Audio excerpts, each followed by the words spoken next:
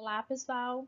Hoje vamos dar continuidade, aos estudos dos sistemas que nós estamos estudando e hoje a gente vai encerrar esse tópico com a aula sobre o sistema nervoso nos animais, A gente vai focar mais no corpo humano, mas assim, serve para todos os animais, quando a gente está falando aí principalmente dos mamíferos.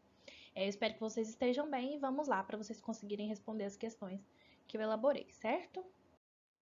Primeiramente, a gente tem que entender que o sistema nervoso é ele que vai controlar todos os outros sistemas que a gente já estudou até aqui. Ele coordena tanto aquelas funções que são voluntárias, ou seja, quando a gente escolhe realizar uma ação, eu coloquei aí na imagem, jogar bola, assistir uma televisão, quando vocês estão me assistindo, quando vocês estão lendo um texto, todas essas funções são controladas pelo sistema nervoso, mas há também aquelas funções involuntárias em que a gente não escolhe agir. Por exemplo, quando a gente está sentindo dor, quando o nosso batimento cardíaco, o nosso coração está batendo, a gente está respirando. Tudo isso também é controlado pelo sistema nervoso. As informações vêm de todas as partes do corpo, sendo geradas por vários estímulos provenientes do ambiente ou do próprio organismo. Então, todas as partes do nosso corpo é possível receber estímulos, tanto de dentro do nosso corpo, por exemplo, quando a gente sente uma dor, mas não é uma dor causada por algo, é uma dor do nosso organismo. É ele mesmo que está gerando esse estímulo. Ou um estímulo do ambiente, por exemplo, quando a gente está pegando sol e aquele sol começa a esquentar demais a nossa pele, a gente sente um incômodo, também vai gerar um estímulo para o nosso sistema nervoso entender que a gente precisa sair daquele sol porque está queimando a nossa pele. Elas são analisadas e integradas no encéfalo, que é o principal órgão nervoso, por circuitos formados por células especializadas chamadas de neurônios. Então, quando a gente está falando de sistema nervoso, a gente tem que entender que... Só um minutinho, deixa eu colocar aqui o fone para vocês me escutarem melhor. Quando a gente está falando de sistema nervoso, a unidade principal são os neurônios, porque são eles que vão carregar as informações. Coordenação nervosa nos animais, a gente vai falar mais focado no corpo humano, mas vale também para outros tipos de animais, principalmente os mamíferos. Então, é sempre recebimento do estímulo, a tradução desse estímulo e a emissão de uma resposta. Então, vamos lá. Para ter a resposta nervosa, a gente precisa falar sobre o neurônio, que é uma célula e é a célula do sistema nervoso. O neurônio, ele é formado por, vamos lá, primeiro aqui, ó, nós temos o corpo celular. No corpo celular tem o núcleo, que é esse pedacinho aqui, ó, e é a região responsável pela manutenção da célula.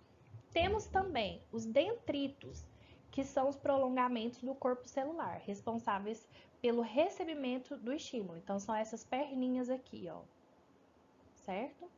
Temos o axônio, que é toda essa parte aqui, ó, que é um prolongamento citoplasmático responsável pela condução do impulso nervoso. E nós temos aqui o axônio, que são as extremidades do neurônio que se ligam a outras células. Então, um neurônio vai se ligar a outro através dos axônios, certo? Então, sempre a ordem do estímulo vai ser recebido aqui nos dendritos. Então, o estímulo nervoso chegou aqui.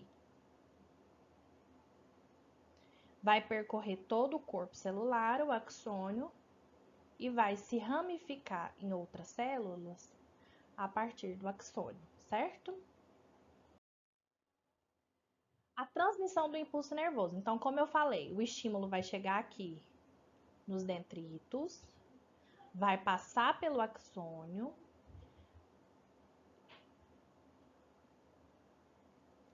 e vai se ligar aqui. E aí ele vai se ligar aos outros neurônios, certo? Dúvidas? Não, né?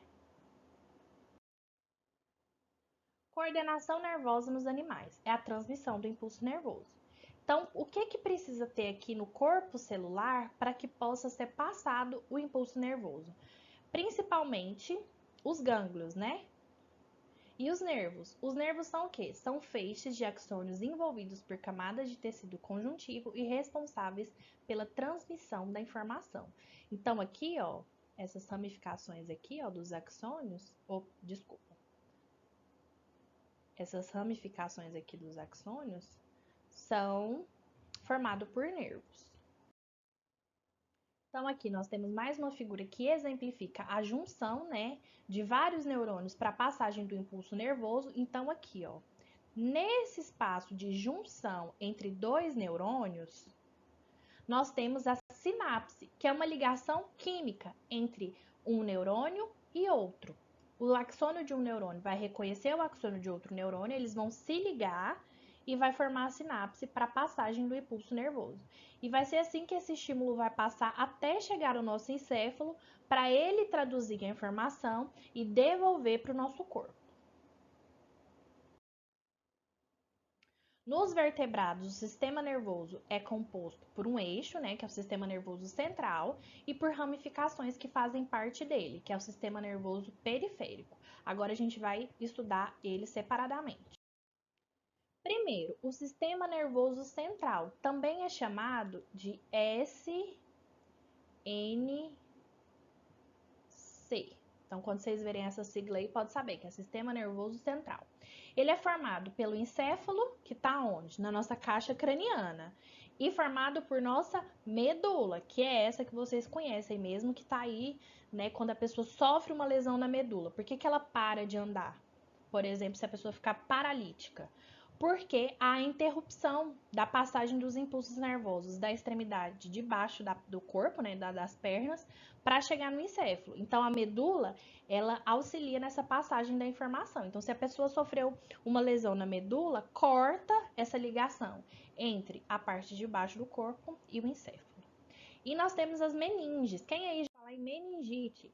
É uma doença, né, uma infecção da meninge que é gerada normalmente por bactérias e vírus. A meningite meningocócica, que é a bacteriana, é a forma mais grave e mais contagiosa. Por isso que a meningite, se ela chegar, né, ela pode levar à morte, mas se não levar à morte, são vários os casos em que a pessoa fica com o sistema nervoso central comprometido, né? Então vai poder comprometer as funções motoras, a fala, né? E outras partes mais. Temos aí, fazendo parte do sistema nervoso central, nós temos o encéfalo, que, como eu falei, está dentro da nossa caixa craniana. Ele é formado pelo cérebro, que todos nós conhecemos, né? Já vimos uma imagem aí, em alguma imagem na internet ou em algum livro. O cerebelo e o tronco encefálico. O cérebro é o centro do pensamento, da fala, da memória e da inteligência, dos órgãos, dos sentidos e das necessidades básicas para a vida. Então, é o cérebro que vai conseguir traduzir todas essas informações que se referem a isso. Quando a gente está falando dos órgãos do sentido, a gente está falando dos nossos 5 sentidos: tato, olfato, paladar, visão e audição, tá?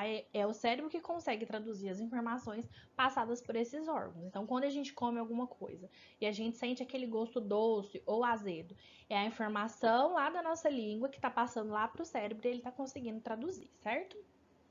O cerebelo, o centro da ação dos músculos e do equilíbrio corporal, né? Então, aí, quando a gente vai se locomover também, a gente precisa do cerebelo. E o tronco encefálico, que é o da comunicação.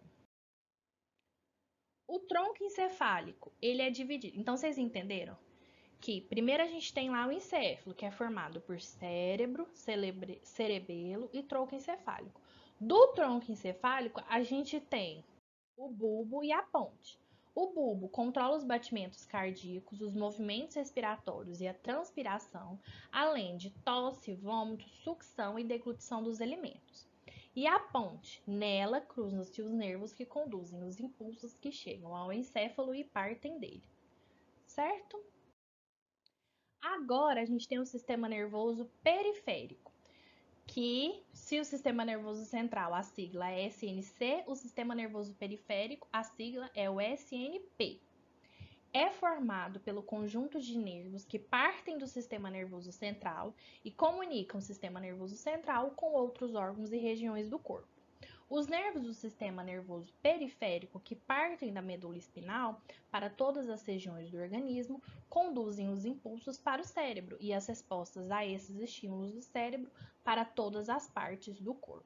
Além disso, produzem os impulsos nervosos, que coordenam os atos involuntários, como batimentos cardíacos, ou inconscientes, quando a gente retira a mão de uma chapa quente, por exemplo. A gente não pensa para tirar a mão quando ela queima, né? A gente tira de uma vez.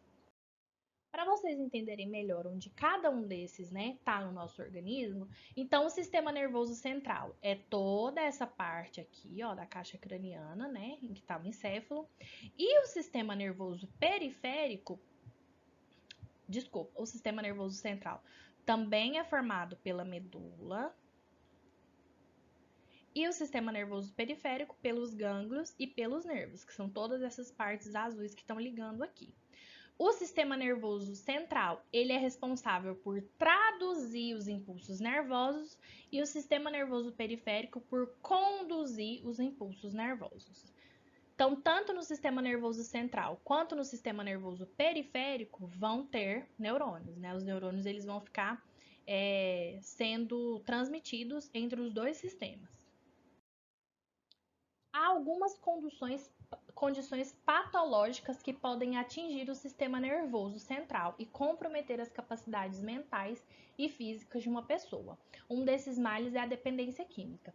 Quando a gente está falando de dependência química, a gente está falando sobre drogas. Nesse caso, a gente está falando tanto das drogas ilícitas quanto as lícitas. E as lícitas são quais? É o álcool e o cigarro. Por isso, né, por atingir o nosso sistema nervoso, que as drogas elas são viciantes, né? Porque o nosso organismo se vicia, porque aquela substância ela vai ser transmitida para todo o nosso organismo e vai atingir mais o sistema nervoso. As drogas não só matam os neurônios do usuário, como tem efeito em diversas células do corpo, né? Células e órgãos do corpo. Então, por exemplo, quando a gente está falando do cigarro, além dele matar neurônios, ele também faz o quê? Atinge os pulmões. Quando a gente está falando de drogas inalatórias, além do pulmão, tem o problema o quê? De todo o sistema respiratório, né? Do nariz, a boca e por aí vai, certo? Claro que vão ter drogas que são mais viciantes, né? Viciantes, dependentes, e drogas que são menos. Drogas que matam mais neurônios e drogas que matam menos. Matam mais rápidos e outras que matam menos. Por exemplo, quando a gente compara o álcool ao crack, o crack vai matar muito mais neurônio mais rápido do que o álcool, mas os dois matam os neurônios, certo? Então, pessoal, tem outras condições patológicas. Então, por exemplo, quando a gente fala de doenças, né, do sistema nervoso, a gente está falando de Alzheimer, de Parkinson, são doenças que atingem o nosso sistema nervoso. Por isso que a pessoa que sofre dessas doenças, né, tem perda de memória, não consegue se concentrar, treme, vai perdendo a capacidade de se locomover, de conversar, tudo isso porque atinge o nosso sistema nervoso, que é o sistema que regula todo o nosso organismo. Eu espero que vocês tenham entendido. Eu quis fazer uma aula de uma forma bem simples para vocês entenderem esse conteúdo, porque ele é um pouco complexo, mas assim, eu tentei fazer da forma mais simples possível para vocês conseguirem compreender. Vocês assistem a aula e vamos responder o formulário, ok? O formulário também tá super simples, é tudo que eu falei aqui nessa aula. Na semana que vem eu vou fazer um vídeo, desculpa, vou gravar um vídeo só com a correção dos 3 formulários que eu já passei, que é o de sistema urinário, do sistema imunológico e o de hoje, que é o do sistema nervoso. Então vai ser um vídeo só de correção das atividades, para não restar dúvida e a gente poder encerrar esse conteúdo e partir para o próximo, certo? Obrigada e é isso.